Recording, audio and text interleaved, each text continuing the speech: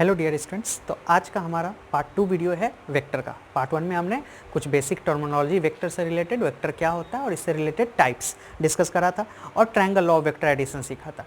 और उस triangle law में हमने क्या देखा था कि जब भी कोई vector to vector head tail to tail मिला हो, हेड और टेल दो वेक्टर का हेड और टेल मिला होता है तो हम ट्रायंगल लॉ लगाते हैं। तो अगर आप वो वीडियो को नहीं देखे तो नीचे प्लेलिस्ट है, डिस्क्रिप्शन के अंदर लिंक है, आप वहाँ से वो वीडियो देख सकते हैं। हम लोग पार्ट 2 की तरफ मूव करते हैं। तो आज के वीडियो में जो हमारा कंटेंट होगा वो होगा parallelogram law of vector addition, ठीक है, जो कि एकदम इंपॉर्टेंट पार्ट है रिजल्टेंट ऑफ टू वेक्टर निकालने के लिए। और इसके अंदर बहुत सारे क्वेश्चंस हम लोग करेंगे, ठीक है।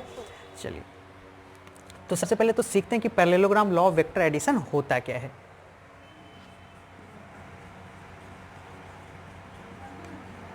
Parallelogram law of vector addition, ठीक है। अब इसके अंदर क्या होता है, ट्रायंगल लॉ के अंदर हमने देखा था कि दो वेक्टर इस तरीके से हेड और टेल, एक वेक्टर का हेड दूसरे का टेल अगर ज्वाइंट हो तो वहाँ हम लोग ट्रायंगल लॉ लगाते हैं। पैरेललोग्राम लॉ के अंदर दो वेक्टर टेल टू टेल जुड़ा होगा। जैसे suppose this is a vector A, ये वेक्टर ए है जिसका मैग्नीट्यूड ए है, ठीक है। वेक्टर ए मैग्नीट्यूड मतलब उसकी वैल्यू। दिस इज वेक्टर बी, ये एक वेक्टर बी है, ठीक। तो वेक्टर ए इधर है, वेक्टर बी, इसका भी मैग्नीट्यूड कितना है, मैग्नीट्यूड बी के बराबर ही जा रहा है। दोनों के बीच कुछ एंगल है थीटा, मतलब दो वेक्टर ए और बी है, ठीक है, दो अलग अलग डायरेक्शन में जा रहे हैं और दोनों के बीच एंगल थीटा है। हमने इसका रिजल्टेंट फाइंड करना है। तो रिजल्टेंट मतलब दोनों वेक्टर को सम करें तो हमें क्या मिलेगा। तो चलिए थोड़ा सा मैं एक चीज़ फील करवाता हूँ आपको कि जैसे देखो अपने पास एक ब्लॉक है, सपोज 20 kg का एक ब्लॉक है, ठीक है। तुम क्या करते हो, इस ब्लॉक से एक रस्सी को बांधते हो और तुम F1 फोर्स से इस ब्लॉक को इधर खींच रहे हो, ठीक है। एक मास है 20 kg का। अब तुम्हारा दोस्त भी आ जाता है और वो भी इस ब्लॉक को उसी पॉइंट से एक रस्सी से बांधता है और F2 फोर्स से खींचता है। मतलब तुम दोनों ऑलमोस्ट इक्वल मान सकते हो, थोड़ा बहुत वेरिएशन के साथ मान सकते हो। तो एक इधर फोर्स लगा रहा है, एक इधर फोर्स लग रहा है। जरा बताओ ब्लॉक जाएगा किधर, सोच के देखो। ब्लॉक ना तो तुम्हारे पास आएगा ना तुम्हारे फ्रेंड के पास जाएगा, समवेयर बिटवीन दिस, इन दोनों के बीच में किसी लोकेशन पे ब्लॉक मूव करेगा इस पर डिस्प्लेसमेंट, है ना। इस दोनों के बीच में कहीं भी हो सकता है, डिपेंडिंग ऑन तुम दोनों का फोर्स क्या है। तो उतना अभी नहीं सोचना, अभी मैं तुम्हें बस ये बताना चाह रहा हूँ कि तुमने जैसे ही इन दोनों वेक्टर को ऐड करा, है ना, दो वेक्टर लगाया मतलब दो फोर्स लगाया, तो दोनों का रिजल्टेंट ना तो इधर मिला ना इधर मिला, बीच में कहीं मिला। एग्जैक्टली वैसे ही जब ये एक वेक्टर है और ये दूसरा वेक्टर है तो इन दोनों का रिजल्टेंट कहाँ मिलेगा, इन दोनों के बीच में ही कहीं हमें रिजल्टेंट मिलेगा। तो अभी फिलहाल हमें नहीं पता कि रिजल्टेंट कहाँ होगा, तो मैं मान लेता हूँ कि वेक्टर ए से ये जो रिजल्टेंट है R is for vector A plus vector B, दोनों वेक्टर को ऐड करके जो हमें रिजल्टेंट मिला वो somewhere between A and B, अच्छा ए एंड बी के बीच में मिला। और एंगल मान लेते ए से कोई एंगल अल्फा एंगल पे मिला, है ना, ए के साथ अल्फा एंगल पे मिला। तो अब बेसिकली हमारा काम क्या है, हमारा पर्पस ये है कि हमें इस आर की वैल्यू को फाइंड आउट करना है। तो चलिए देखते हैं। तो बाकी चीज़ें तो आप समझ ही गए इसमें क्या है। अच्छा, एक और चीज़, आप जो भी मैं पढ़ाऊंगा, चूँकि इससे पहले तो मैं बेसिक मैथमेटिक्स पढ़ा रहा था, अब जो भी क्लासेज होगी अपनी वैसे वेक्टर काइनेमेटिक्स, तो सारे का मैं, क्योंकि कुछ बच्चों ने नोट्स का डिमांड करा है, ठीक है, तो नोट्स में हैंड रिटन नोट्स, खुद का लिखा हुआ नोट्स, हर वीडियो के डिस्क्रिप्शन के नीचे PDF नोट्स करके उसके आगे मैं लिंक दे दूंगा। तो आप जो भी अब 11th का वीडियो अपने पास आएगा तो उसमें आपका हैंड रिटन नोट्स, मेरा नोट्स मिल जाएगा। उस नोट्स के अंदर जो भी क्लास के अंदर थ्योरी पढ़ाया जाएगा वो सारा कुछ, मतलब अगर इस वीडियो के जैसे पार्ट 2 वीडियो, तो पार्ट 2 वीडियो में मैं जितनी भी चीज़ें कवर करूँगा सबका एक डिटेल डिस्क्रिप्शन, डिस्क्रिप्टिव नोट, है ना, विद डेफिनेशन, एक हैंड रिटन नोट्स मैं अटैच कर दूंगा।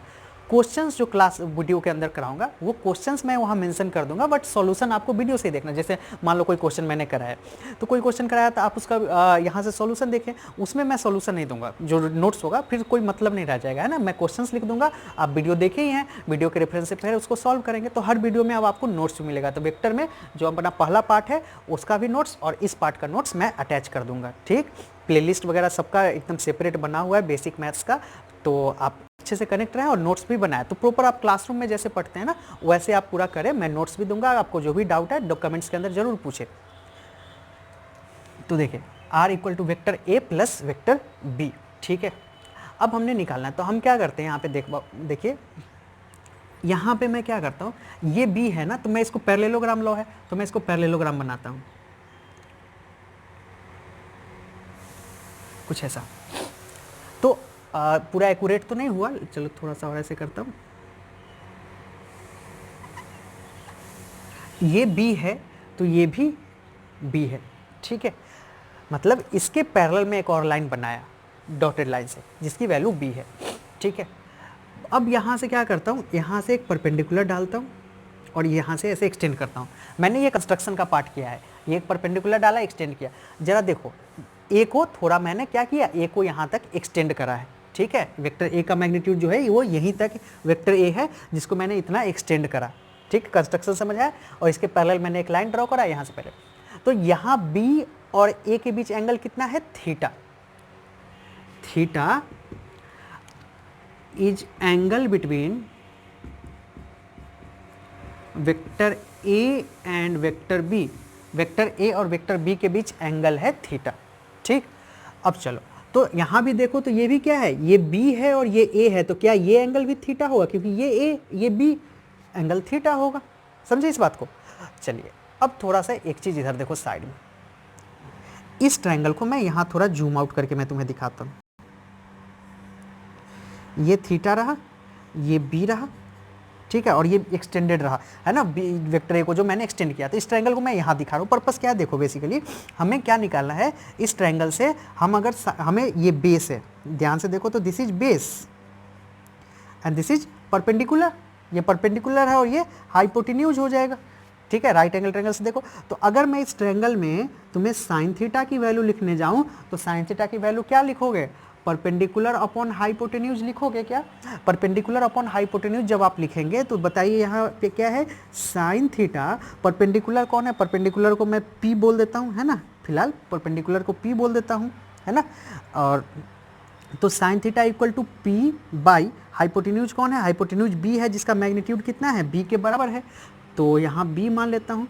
तो देखो perpendicular equal to B sine theta, बोलो सही लिखा क्या हमने, perpendicular equal to B sine theta. मतलब इसको मैं क्या बोल सकता हूँ, B sine theta, where V is what, magnitude of vector B. Magnitude of vector B कहने का मतलब जैसे मैं ऐसे बोलता हूँ कि 40 मीटर पर सेकेंड टुवर्ड दिल्ली, तो 40 metre is what, magnitude, Delhi is what, direction, ठीक।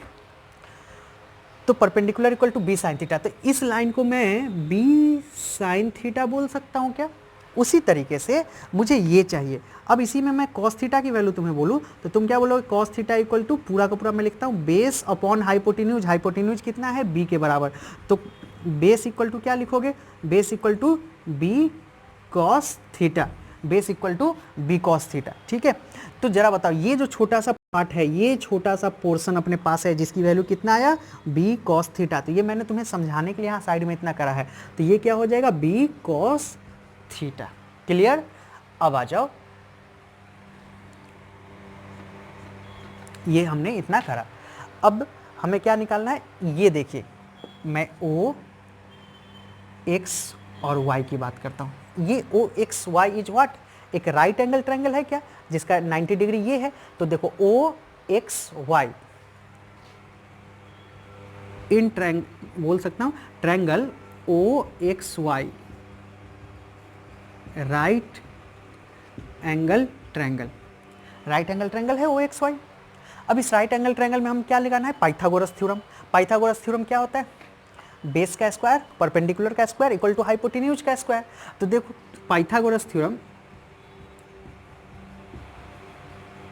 पाइथागोरस थ्योरम, पाइथागोरस थ्योरम की मैं बात करूं तो पाइथागोरस थ्योरम से बेस का स्क्वायर। तो जरा बेस का स्क्वायर देखो तो ये पूरा यहाँ से यहाँ तक का लाइन क्या है, A plus B cos theta है क्या, ए प्लस बी कॉस थीटा का होल स्क्वायर।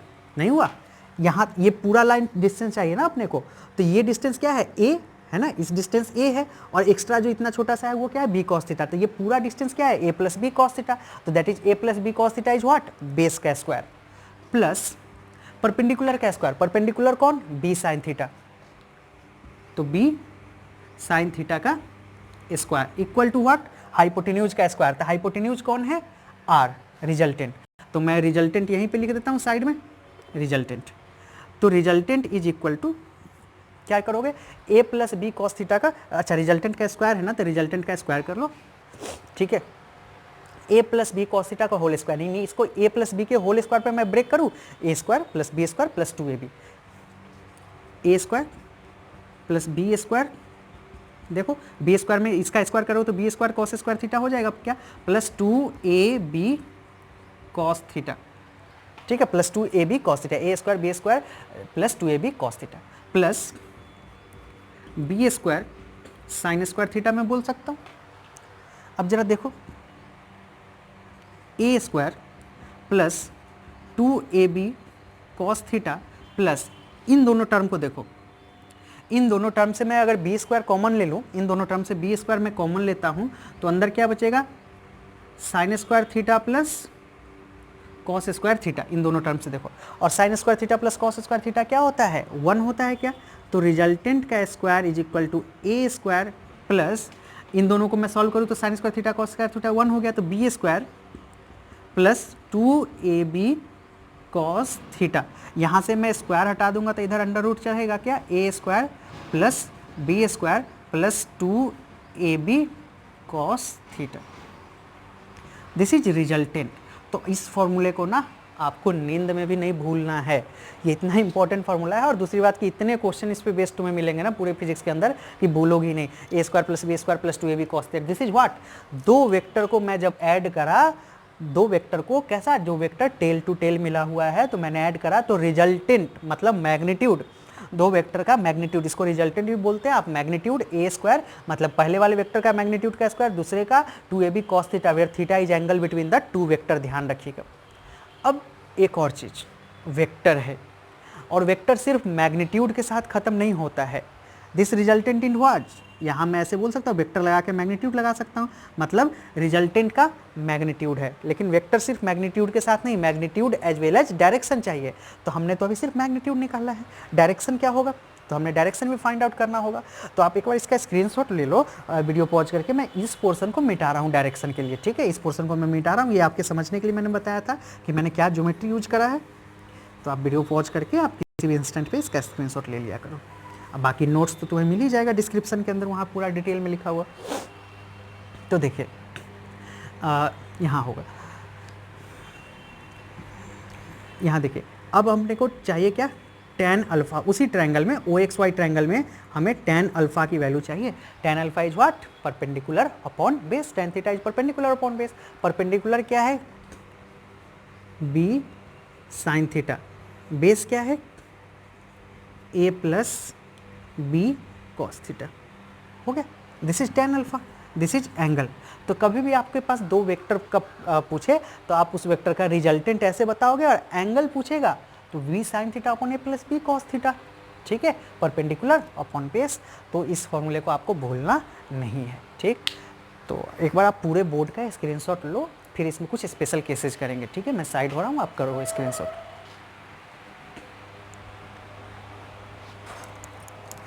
चलो, तो अब इसमें कुछ स्पेशल केसेज हैं जिसको देखते हैं।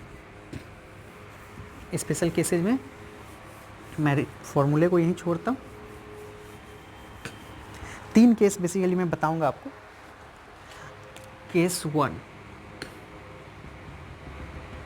If theta equal to 0 degree, अगर थीटा की वैल्यू कितना है, 0 डिग्री, अगर थीटा की वैल्यू 0 है तो रिजल्टेंट क्या होगा, जरा देखो, cos 0 की वैल्यू 1 होता है क्या, तो अगर मैं cos 0 की वैल्यू 1 करूं तो cos 0 1 हो जाएगा, तो ये फॉर्मूला आपके पास क्या हो जाएगा, देखो ध्यान से, resultant will be under root A square plus B square plus 2ab होगा क्या, मैंने cos थीटा को क्यों हटाया, क्योंकि cos 0 उसकी वैल्यू 1 होता है।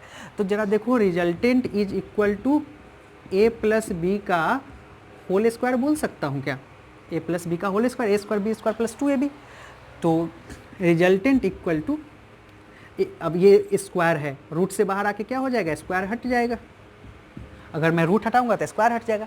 तो जब भी आपके पास बोले कि दो वेक्टर के बीच एंगल 0 है, तो दोनों वेक्टर का रिजल्टेंट क्या करेंगे, आप दोनों को सीधा ऐड कर देंगे। मतलब कहने का मतलब ये रहा कि जैसे देखो ये एक ब्लॉक है एम मास का, उस पर आप एक फोर्स लगा रहे हो 10 न्यूटन का, दूसरा बंदा कोई फोर्स लगा रहा है वो 15 न्यूटन का, ठीक है, F1 और F2, तो दोनों F1 F2 के बीच एंगल कितना 0 degree.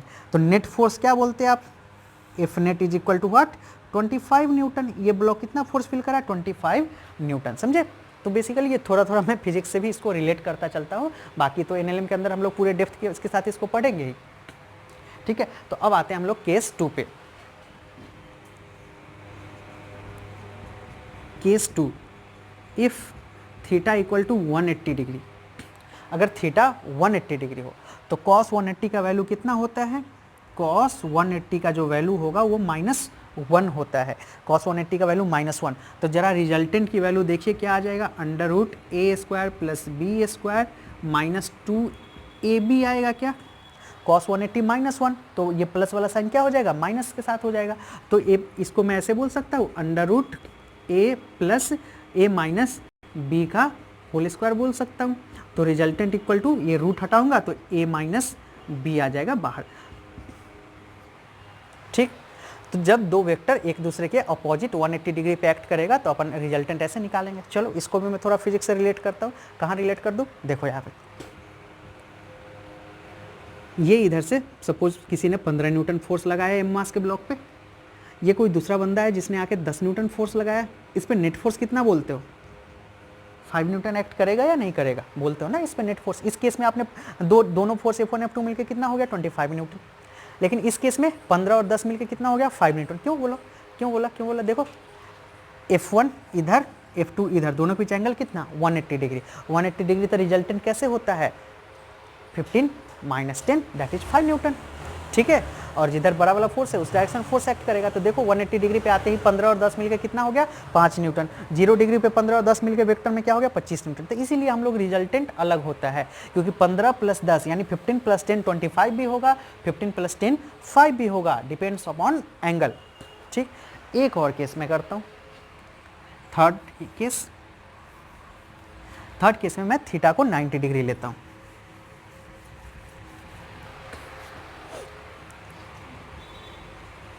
Case third, theta equal to 90 degree. अगर थीटा की वैल्यू 90 डिग्री है तो जरा बताओ कॉस 90 की वैल्यू 0 होता है क्या, तो अगर ये वैल्यू 0 हो जाए तो 2ab, ये पूरा का पूरा टर्म 0 हो जाएगा क्या, पूरा का पूरा टर्म 0 हो जाएगा तो क्या हो जाएगा √a² प्लस b² होगा क्या, a² b²। तो resultant equal to √a² plus b², समझे। तो ये केसेस ध्यान रखिएगा 0 डिग्री पे 180 डिग्री पे और इस पे क्या होता है। तो आप एक बार इसको स्क्रीनशॉट लो और इसके बाद अब हम लोग इस पे बेस्ड बहुत सारा न्यूमेरिकल्स करने वाले। तो सबसे पहले मैं बहुत सिंपल न्यूमेरिकल से स्टार्ट करता हूँ, तो 4-5 क्वेश्चन मैं करवाता हूँ अच्छे।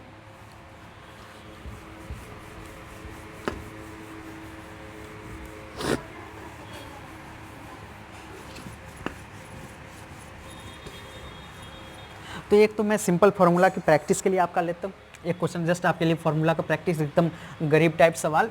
सपोज वेक्टर ए का मैग्नीट्यूड है आपके पास 4 यूनिट, वेक्टर बी का मैग्नीट्यूड है आपके पास 3 unit and theta is 60 degree. आपको रिजल्टेंट फाइंड करना है। लो एकदम गरीब टाइप सवाल, resultant equal to what √a² plus, ये बस प्रैक्टिस के लिए है। अभी मैं थोड़ा अच्छा क्वेश्चन आप लोगों से करवाऊंगा।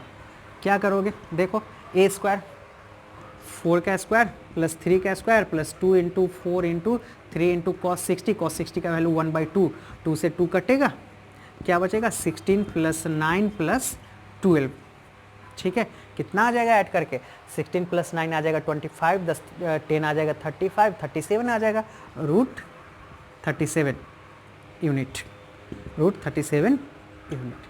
tan अल्फ़ा की वैल्यू निकालना हो तो tan अल्फ़ा क्या हो जाता है, tan अल्फ़ा जो भी हम अपने tan अल्फ़ा का फॉर्मूला पढ़ा, क्या पढ़ा था हमने, b sin theta upon a + b cos theta. बस b पता है 3, a पता है 4, sin 60 cos 60 की वैल्यू रखना। तो दिस इज रिजल्टेंट है, this is angle between the two vector. तो ये तो बस प्रैक्टिस के लिए था। अगला क्वेश्चन आप नोट करें। तो चलिए अब एक क्वेश्चन अपने पास है, greatest and least resultant of two force acting at a point is 10 newton and 6 newton. If each increased by 3 newton and acts at 90 degree to each other, find resultant of new forces. मतलब दो forces का maximum value कितना है 10 newton and minimum value 6 newton. तो मैं मान लेता हूँ, देखिए पहले तो मैं दो फोर्सेज को मान लेता हूँ, let two forces B A and B, दो फोर्सेज ए और बी है। अगर कोई भी क्वेश्चन आपसे लगे कि बन जाएगा तो आप वीडियो पॉज करके एक बार बनाएं, खुद से अटेम्प्ट करें, देन सॉल्यूशन देखें, ठीक है, that will be more effective for learning. तो ए और बी हो गया। तो क्वेश्चन ने कहा है ए और बी का मैक्सिमम वैल्यू कितना है 10 न्यूटन। तो मैंने क्या करा, ए प्लस से बी अकॉर्डिंग टू क्वेश्चन में बात करूँ तो 10 न्यूटन, और मिनिमम वैल्यू कितना है 3 न्यूटन। मिनिमम वैल्यू का मतलब क्या हो गया, A minus V equal to 3 newton, 6 newton. Maximum का मतलब मैक्सिमम ऐड करके आएगा, मिनिमम सब्सट्रैक्ट करके आएगा। अब देखिए, तो यहाँ से जरा देखो, उसके बाद क्वेश्चन कह रहा है दोनों फोर्सेज को 3-3 न्यूटन से बढ़ाया गया। उसके बाद आपको रिजल्टेंट निकालना है कब, जब थीटा की वैल्यू 90 डिग्री है। तो पहले तो A plus B 10 Newton, A minus B 6 newton. तो मैं पहले ए और बी की वैल्यू तो फाइंड कर लूँ, तब तो 3 न्यूटन बढ़ाऊंगा। तो इन दोनों को अगर सॉल्व, आप बी की वैल्यू कितना आ जाएगा, देखो ए और बी की वैल्यू निकालना है तो A plus B A minus B equal to 10 equal to 6 है ना। इसको करोगे तो ये कट जाएगा, 2a इज इक्वल टू वाट 16। ए की वैल्यू कितना आ जाएगा 8 न्यूटन। जब ए की वैल्यू 8 न्यूटन आ जाएगा तो बी की वैल्यू कितना आ जाएगा, कोई भी इक्वेशन में ए की वैल्यू पुट करो, चलो फर्स्ट में पुट कर लो, 8 plus B is equal to 10, B equal to 10 minus 8, B is equal to 2 newton. तो ए की वैल्यू 8 न्यूटन और बी की वैल्यू 2 न्यूटन। अब क्वेश्चन ने क्या है, if each increased by 3 newton, मतलब मुझे ए और बी को दोनों को इंक्रीज करना है। तो नया फोर्स ए डैश कितना हो जाएगा, 8 प्लस 3 इक्वल टू 11 न्यूटन, और नया force B dash equal to 2 plus 3 is equal to 5 newton. मतलब दोनों को 3-3 न्यूटन से बढ़ाया, तो ये 8 से बढ़ के 11 हो जाएगा, ये 2 से बढ़ के 5 हो जाएगा। तो चलो ए और बी हो गया। तो रिजल्टेंट, अब रिजल्टेंट फाइंड करो। अब क्या है, find the resultant of new forces act at 90 degree. Formula देखो, फॉर्मूला क्या होता है, A square plus B square plus 2ab cos 90 degree. Cos 90 का वैल्यू 0, तो ये पूरा टर्म आपका हो जाएगा 0। बचेगा क्या, under root A square plus B square. तो पहला वाला कितना है 11 का स्क्वायर प्लस 5 का स्क्वायर। तो इसको आप सॉल्व कर लोगे, यही आ रहा आपका रिजल्टेंट की वैल्यू। तो ये एक क्वेश्चन रहा, बढ़िया स्टैंडर्ड क्वेश्चन है। एक और क्वेश्चन मैं करवाता हूँ, वो भी देखिए, टू इक्वल फोर्सेस। अच्छा, एक और चीज़ मैं आपको नोटिस देने वाला हूँ कि एक बुक है, अगर आप फॉलो करते हो, एम करीम की बुक है, बेसिक से लेके थोड़ा सा एडवांस लेवल तक जाता है। मतलब ज़्यादातर क्वेश्चन आपको उसमें बेसिक मिलेंगे। एम करीम बुक न्यूमेरिकल प्रैक्टिस के लिए, जैसे कई बच्चे पूछते हैं ना न्यूमेरिकल के लिए क्या करें एनसीईआरटी बुक्स के अलावे, है ना। तो जैसे एचसी वर्मा हो गया, तो एचसी वर्मा में शुरुआत के क्वेश्चन आसान रहते हैं। एचसी वर्मा थोड़ा जेई लेवल का बुक है, तो वो एडवांस हो गया। एक बेसिक मतलब जेई और बोर्ड, मतलब सिंपल आपको प्रैक्टिस करना हो, न्यूमेरिकल का बेसिक कॉन्सेप्ट से स्ट्रॉन्ग करना हो, और बेसिक ही नहीं, बहुत अच्छे क्वेश्चंस भी उसमें है। मैक्सिमम क्वेश्चन फॉर्मूला बेस्ड है, लेकिन बहुत अच्छे क्वेश्चन है। तो एम करीम की बुक है, आप सब लोग जानते हैं, और बहुत जगह प्रीफर भी किया जाता है बेसिक्स स्ट्रॉन्ग करने के लिए। तो अगर आप उस बुक को बनाते हैं तो आप उससे हर चैप्टर को, जो भी चैप्टर मैं पढ़ा रहा हूँ उस चैप्टर को आप बना सकते हैं। अब बात आता है कि उसमें अगर डाउट आएगा, क्योंकि क्वेश्चंस उसके अंदर बहुत हैं, अगर उसके अंदर डाउट आएगा तो आप क्या करेंगे, तो उसका तरीका मैं बता रहा हूँ। मैं ये तो अपना चैनल हो गया जिस पे मैं फिजिक्स के video lectures, NCERT based lecture, जो भी आपके बोर्ड इक्विवेलेंट या मैक्सिमम जो भी टॉपिक है वो मैं कवर करता हूँ। फिजिक्स के लेक्चर्स हो गए जिसमें आपके पास क्लासरूम की तरह वीडियोज मिलेंगे थ्योरी पे, दूसरा कुछ इंटेक्स क्वेश्चन वगैरह मिलेंगे। अगर आप बुक को बनाते हैं तो उसके लिए मैं एक दूसरा चैनल खोलने का प्लान कर रहा हूँ, जिसमें मैं सॉल्यूशन के लिए, जिसमें मैं डिफरेंट बुक्स का सॉल्यूशन करूँगा। तो चूँकि अभी नया चैनल होगा वो, और उसमें मैं एम करीम बुक का सॉल्यूशन प्रोवाइड करूंगा। जैसे मैं वेक्टर पढ़ा रहा हूं, तो अगर आप अगर बनाते हैं, ठीक है, अच्छी बुक है, बनाइए तो बहुत अच्छी बात है, बाकी आपकी मर्जी, जो आपके कोचिंग वगैरह स्कूल वगैरह प्रीफर करते हैं आप बनाइए। तो अगर आप बनाते हैं, फेमस बुक है इसलिए मैं बता रहा हूँ कि अगर आप बनाते हैं तो उसके सॉल्यूशंस के लिए, अच्छा सॉल्यूशन के लिए मैं एक चैनल खोल रहा हूँ जिसमें आप देख सकते हैं। तो अगला वीडियो जो होगा दैट इज पार्ट 3 वीडियो। तो पार्ट 3 वीडियो जब आएगा, 1 या 2 दिन बाद मैं अपलोड करूँगा पार्ट 3 वीडियो, तो उसके लिंक डिस्क्रिप्शन के अंदर मैं एम करीम का सॉल्यूशन का लिंक दे दूँगा। चूँकि अभी चैनल बना नहीं इसको चैनल को मैं 1-2 दिन में बना के और वेक्टर का मैं उस पर वीडियो अपलोड कर दूंगा सॉल्यूशन, तो आप वहाँ से चाहे तो प्रैक्टिस करके बना सकते हैं। तो आप उस चैनल को भी सब्सक्राइब कर लें, बाकी अगले वीडियो में मैं बता ही दूंगा डिटेल चैनल के बारे में, तो वहाँ से भी आप कर सकते हैं। तो आपके लिए बेनिफिशियल होगा अगर आप ऐसा करते हैं तो। ठीक, तो आप उसको भी करो, साथ में क्वेश्चंस करोगे और सॉल्यूशन देखिए। किसी भी क्वेश्चंस का फिजिक्स के अंदर सॉल्यूशन डायरेक्ट नहीं देखिए, सॉल्यूशन कभी मत देखिए। पहले क्वेश्चन को जब तक आप खुद से अटेम्प्ट नहीं करें, क्वेश्चन को जब तक आपने खुद से गलत ही बनाओ, लेकिन खुद से एक बार पढ़ो, बनाने की कोशिश करो, उसके बाद सॉल्यूशन। डायरेक्ट सॉल्यूशन देखने जाओगे, लर्निंग नहीं होगा, वो वेस्ट हो जाएगा आपका टाइम, समझे? तो ऐसे करना है उसका यूटिलाइज। तो चलिए अभी क्वेश्चन करते हैं हम लोग। Two equal forces have their resultant equal to इधर, at what angle they are inclined. अब क्वेश्चन बहुत बढ़िया है, लैंग्वेज है। Two forces have two equal forces, मतलब दो फोर्स इक्वल है, यानी दो इक्वल फोर्स है, मतलब F1 फोर्स भी F है और F2 फोर्स भी F के बराबर है। अगर दोनों फोर्स आपस में बराबर है तो and their resultant equal to इधर, मतलब दोनों का जो रिजल्टेंट है, दोनों फोर्स का जो रिजल्टेंट है वो भी F के बराबर है। इक्वल टू इधर का मतलब ये होता है। ठीक है, तो अच्छा क्वेश्चन है कंसेप्ट। तो रिजल्टेंट भी F के बराबर है, तो आपसे पूछा है कि दोनों फोर्सेज एक दूसरे के साथ कितना एंगल बना रहा है। तो जरा देखिए, resultant equal to under root A square plus B square plus 2ab cos theta लिखते हैं क्या? चलो अब कुछ नहीं करो, सारे की वैल्यू बताओ। रिजल्टेंट कितने के बराबर? F के बराबर। ए कितने के बराबर? पहला फोर्स भी F के बराबर, F का स्क्वायर, प्लस दूसरा भी कितने के बराबर? F स्क्वायर के बराबर, है ना, plus 2F into F cos theta. हमें यही कॉस थीटा की वैल्यू फाइंड आउट करनी है। तो देखिए कैलकुलेशन का पार्ट, ये क्या हो जाएगा? F square plus 2F square cos theta. जरा देखो, सारे से मैं F स्क्वायर कॉमन निकाल लूँ तो F इक्वल टू, अगर F स्क्वायर में कॉमन निकालूँ तो अंदर क्या बचेगा? देखो अंदर क्या हो जाएगा, जरा बताओ। F स्क्वायर में कॉमन निकालता हूँ तो देखो, F स्क्वायर कॉमन निकालूँ, यहाँ क्या बचा? 1 प्लस 2 कॉस थीटा बचा क्या? अब ये F स्क्वायर को मैं रूट से बाहर लूँगा तो F हो जाएगा। मैं थोड़ा डिटेल में कर दे रहा हूँ, बाकी तो शॉर्ट में भी कर सकते हो। 2 प्लस 2 कॉस थीटा, बोलो ऐसा हुआ क्या? अब ये जरा देखो तो इधर, ये F से F कैंसिल हो जाएगा क्या? F से F कैंसिल हो जाएगा, मतलब ये F को नीचे ले जाओगे तो 1 टाइम में कैंसिल हो जाएगा। तो बचेगा क्या? 1 इक्वल टू अंडर रूट 2। अब यहाँ भी 2 कॉमन निकाल लूँ तो क्या बचा? 1 प्लस कॉस थीटा बचा क्या? 1 प्लस कॉस थीटा बचा। 1 प्लस कॉस थीटा बचा तो देखो दोनों साइड स्क्वायरिंग कर दो। स्क्वायरिंग कैलकुलेशन है बेसिकली, स्क्वायरिंग बोथ साइड, दोनों साइड में स्क्वायरिंग कर दो तो क्या हो जाएगा? 1 इक्वल टू क्या हो जाएगा? यहाँ से रूट हट जाएगा इधर से, 2 है ना, plus 2 1 plus cos theta, just root हटा दो तो ये देखो 1 माइनस 2 हो गया, sorry 1/2 equal to 1 plus cos theta. तो cos theta is equal to what? 1/2 minus 1, तो cos theta is equal to minus 1/2 आया क्या? तो कॉस 60 का वैल्यू होता है 1/2, तो कॉस माइनस 1/2 क्या हो जाएगा? ये हो जाएगा theta equal to minus 120 degree. जैसे कॉस 60 डिग्री का वैल्यू 1/2 होता है तो कॉस 120 डिग्री का वैल्यू माइनस 1/2 होता है। तो देखिए एक बहुत शानदार क्वेश्चन है, छोटा लेकिन अच्छा क्वेश्चन है, मैथमेटिकल कैलकुलेशन है। ये क्वेश्चन हो गया। एक और क्वेश्चन हम लोग आगे करते हैं, आप इसको नोट।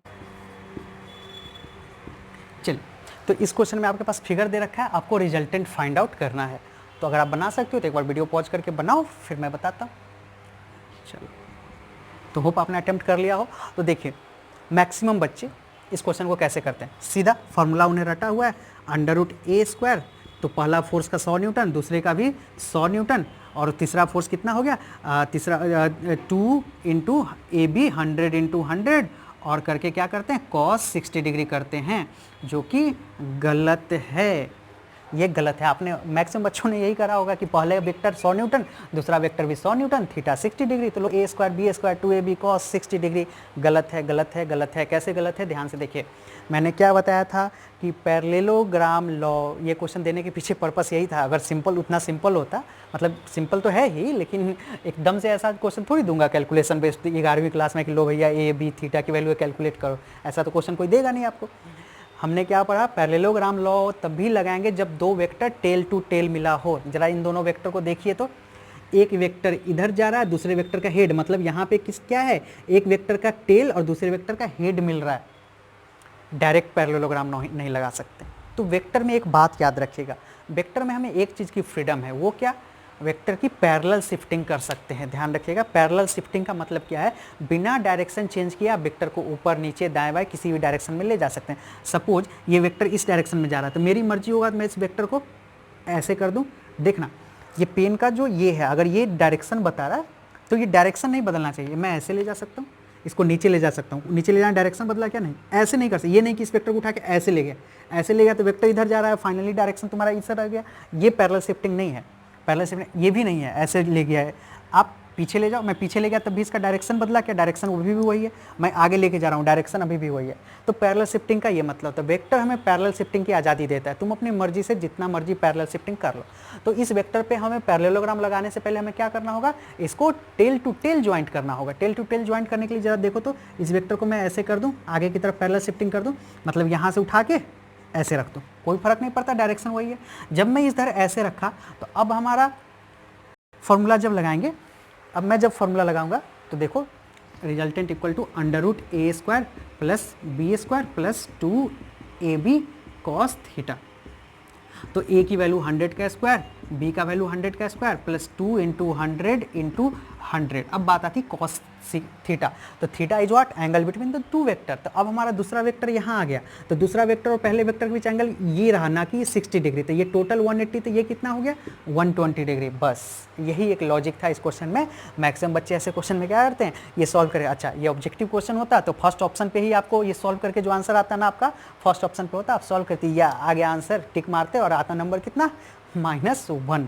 तो प्रेजेंस ऑफ माइंड रखना है ये, ठीक है। तो अब क्या पुट करोगे यहाँ, cos 120 का वैल्यू कितना होता है -1/2। ध्यान रखिएगा, थीटा इज व्हाट 120 डिग्री, तो -1/2। अब इसको सॉल्व करो, 2 से 2 चला जाएगा, ये माइनस है तो देखिए 100 का स्क्वायर प्लस 100 का स्क्वायर, ये माइनस साइन है तो -100 का स्क्वायर। रूट के अंदर ये एक प्लस वाला एक माइनस वाले को काटेगा, √100² बाहर आके क्या हो जाएगा 100 न्यूटन। अगर ये फोर्स है, दोनों फोर्स है 100 न्यूटन, समझ आया। तो ये रहा हमारा क्वेश्चन। तो आप इसको एक बार प्रैक्टिस करें, सारे क्वेश्चंस को एक बार खुद से बनाएं, फिर अगले वीडियो में मिलते हैं। तो आज का नोट्स आपको नीचे डिस्क्रिप्शन में, नोट्स में यही होगा जो मैं क्लासरूम में पढ़ाऊंगा, तो वो आपका हैंड रिटन PDF नोट्स होगा। आप चाहे तो वीडियो से भी नोट्स बना सकते हैं, कोई इशू नहीं है, ठीक है। दोनों बात एक ही है, क्योंकि दोनों में कुछ ज़्यादा डिफरेंस होना नहीं है। जो क्लास में एक्सप्लेन करूँगा वीडियो में, मैं वही नोट्स में दूंगा। तो फिर अगले वीडियो में रहें। आपको अगर वीडियो पसंद आया तो चैनल को सब्सक्राइब करें, अपने फ्रेंड्स के बीच शेयर कर दीजिए वीडियो को, ठीक है, और लाइक